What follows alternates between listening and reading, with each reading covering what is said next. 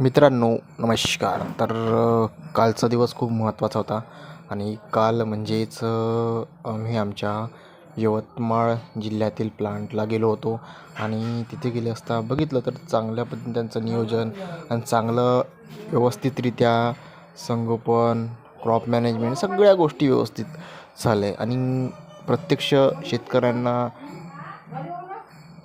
प्रोत्साहन आणि त्याचबरोबर त्यांना मदत आणि सहकार्य हेच खूप महत्त्वाचं इम्पॉर्टंट गोष्टी आहे ज्या आम्ही आमच्या कामातून करतो आहे आणि बऱ्याच लोकांना चांगल्या पद्धतीने त्याचं फायदा पण घेता येत आहे.